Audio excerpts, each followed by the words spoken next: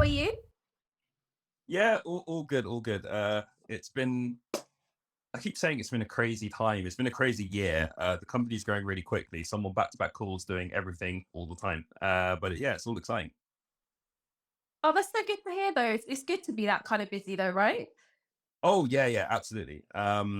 It's the right kind of busy because we've grown to a point where we can't accept any more business. So yeah, it's definitely an interesting time for the company. Oh, that's so amazing. Congratulations. Obviously, that sounds so brilliant. I'm so excited to learn about the concept and how this even popped into your head. But before I do, can you tell us a bit about yourself, please? Yeah, yeah. So, name's Christian. I'm the founder of AudioMob. We produce non-intrusive audio ads in games, so you can listen to an audio ad and keep playing the game rather than getting blocked with a video. I am not 30 yet. Got balls to play under 30, so I'm 29. Team is currently a team of 15. I grew up in London. I love to break dance, eat cake, and I love gaming and producing hip hop and jazz music. Bit sporadic, but yeah, that's a bit about me. I love that, though. I think that's what everyone does. Someone can have one kind of profession, but they're also really good at doing something else. I love it because I actually saw that we were doing research and I was like, how did the music thing and the dance thing come into that? Like, I love it. Yeah. I also found out that you went to Kingston University. Mhm. I went. Yeah, yeah. So yeah, went to Kingston, absolutely loved it there. Considering, I've worked at global companies like Google and Facebook who kind of champion diverse environments, I think Kingston University was the most diverse environment I've ever been in. It was great. Yeah, same for me because I went to Kingston as well. And before Kingston, I was like one of the 10 ethnic people in my sixth form. So when I went to Kingston, I was like, wow, like it was my first time to meet other Egyptians, but never in my life met any other Egyptians. So I completely agree with the diversity thing. Yeah. So I am not a gaming expert. I used to play a little bit like with computers, went into everyone's household. I used to play like all the Disney like games and stuff, but I've never been a gamer. But my brother, my cousin, obsessed. So I know how crazy it is when ads get involved and how like rage can kick in. So tell me a bit more about what it is that you do. Because I know you said it's an audio form of like advertising. So tell me a bit more about the concept. Yeah, so when you get like a mobile game, Yeah. use a mobile app. Are you familiar with those video ads that you see yeah, so everyone on this call, no one really likes video ads, we know it, but it's a good Mhm. income for a we call them publishers, so like an app developer or something. So whether it's the game publisher or the developer of a dating app or something, they use these videos to get money, even though they know it's annoying for the user. But Yeah. necessary evil for using like an app for free, right? Mm. So what we've done is we created the foundation for the whole industry where an audio ad can be passed from an advertiser into a game where the user can keep playing the game and the audio ad can play in the background with the option for the user to either click through because there's a little banner at the bottom, Yeah. or we provide an option to mute the ad if it's not if it's not I wouldn't say applicable because they're usually applicable, but if the user doesn't want to listen to that ad at that point in time, they can choose to mute it or X the ad. So it's like a user centric way to monetize them rather than annoy them with the video ads. And we believe that's why we've grown so quickly, because they're preferred to video. Oh yeah, definitely. Like, so I play like solitaire on my phone, and Mm. I'm gonna pay for the app. Like, it's just not gonna happen. So I get ads literally between every single like halfway through the game as well. So I know it can be really annoying. So who came like? I want to know more about how you came up with this. What happened? So I'll give you the shorter version of the story because it was a long time in the making. But I all got some background. So at Google, I managed around $100 million for the company as a strategist. So big clients would come to me to figure out how to increase the return on their ad spend to make more money. Yeah. At Facebook, I was a science partner. So this is using the most advanced measurement techniques to figure out how ads were influencing people to buy things or influence them in general. It sounds creepy. It's honestly bad. So it was like an engineering role. So I went from a sales strategist to like a scientist, basically. So that was a really interesting phase in my career. And throughout my whole career, I've always developed my own mobile game. So massive gamer. Yeah, I love Battlefield, Call of Duty, first person shooters, that kind of stuff. So I started developing my own mobile games and started teaching myself to make them. Hmm. And I really like Jay Dilla, Madlib, really chilled out jazz influenced hip hop. And since I was 14, I've always developed my own music. Not so much these days. I only usually do it around, Christmas time, really, when I've got some time off and the world shuts down. But yeah, love it. I mean, it was at the point where when going to Kingston, I was like, I'm going to do a business studies degree or I'm going to do a music technology degree. So I love music. And I was really trying to figure out a way to combine passions, which is gaming and music. So I started making games. And then I started looking at the music industry, and all of them really wanted to, get the music into games. So I'm like, why don't I make chilled out games to promote the hip hop and jazz music producers that I listen to? And every single artist, and I spoke to, I think, over 130, and they all wanted to get their music in the games. And I'm like, okay, I need to figure out a way of monetizing this because I alone can't just make 1,000 different games to sustain the discovery these artists need. Mm.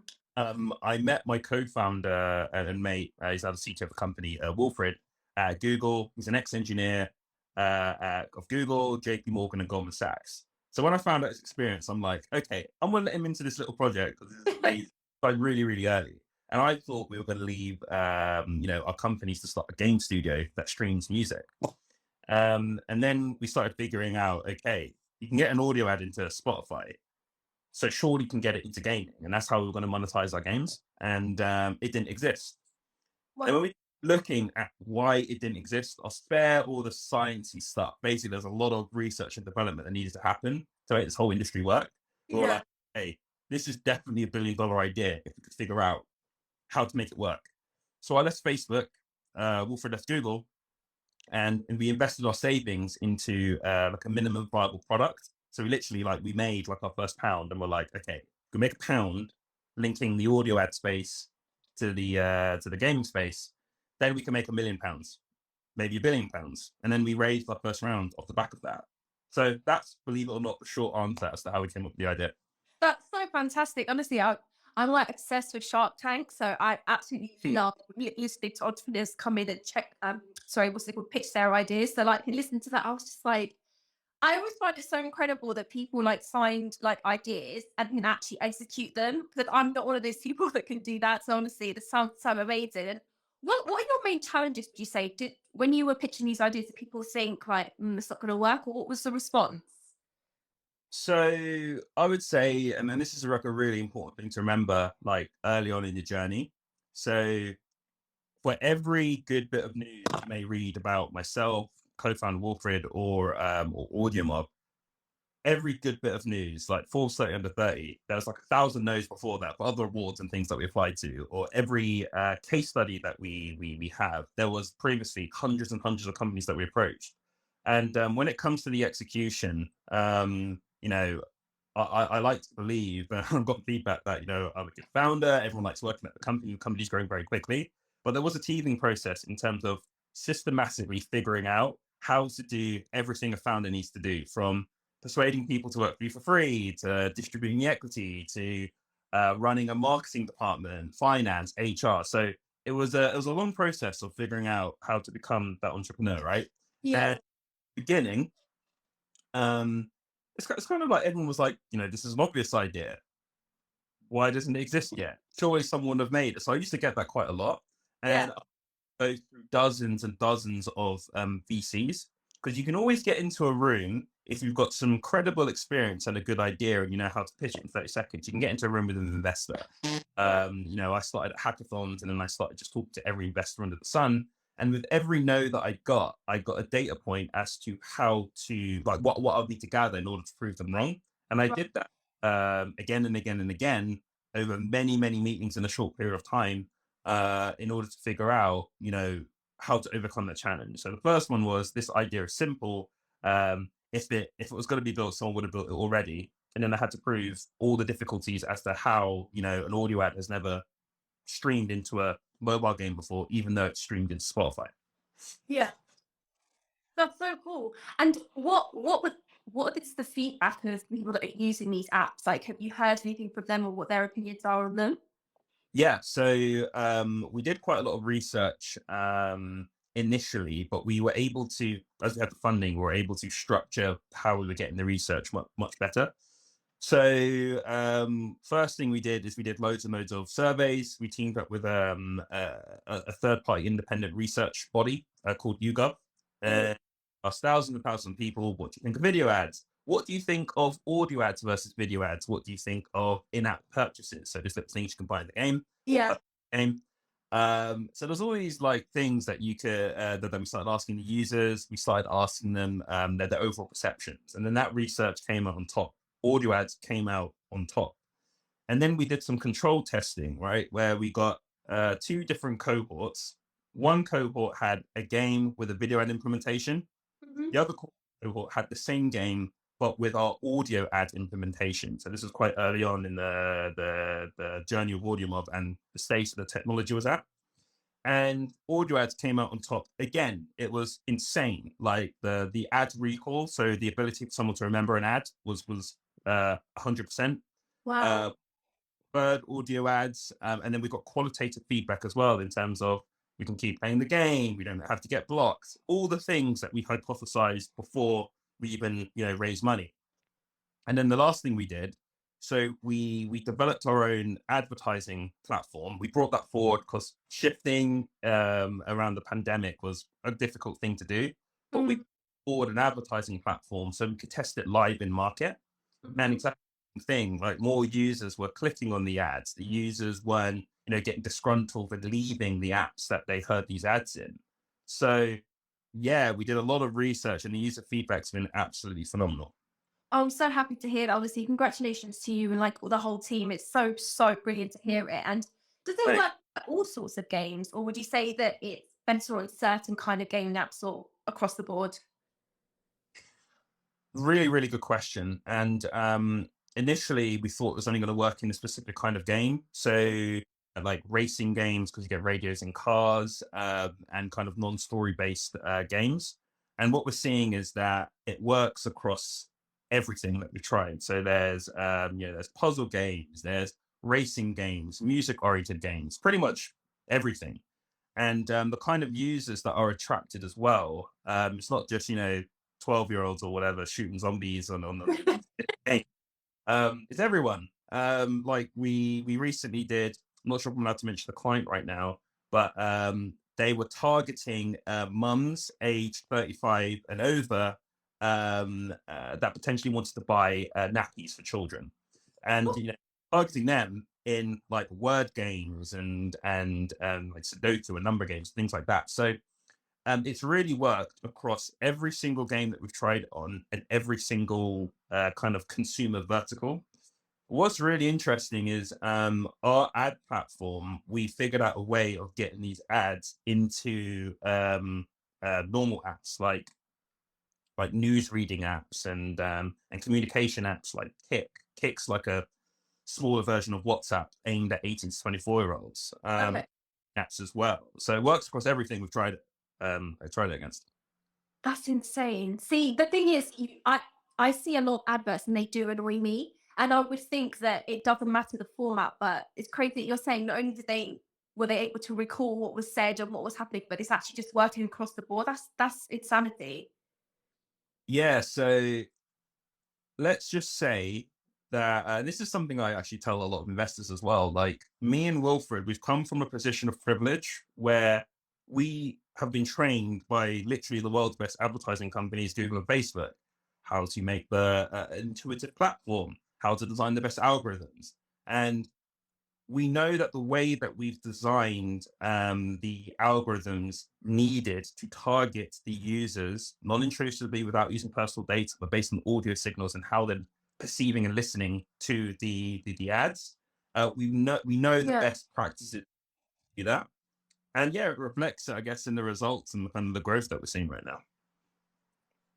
Honestly, I'm not even just saying it. When I read it, I was like, I can't wait to speak to it because I just think it's It's like, it's kind of like, why has no one done that yet? But you've just executed it and you've done it like so well. Massive congrats on all the success so far. But I need to ask you a serious question, right? I mentioned earlier, sometimes people have ideas and they don't know how to execute it, right? And sometimes it's fears, sometimes it's maybe lack of experience. What would your advice be to someone who's maybe watching this and thinking, I have an idea, but I'm scared to take the step? What would your advice be?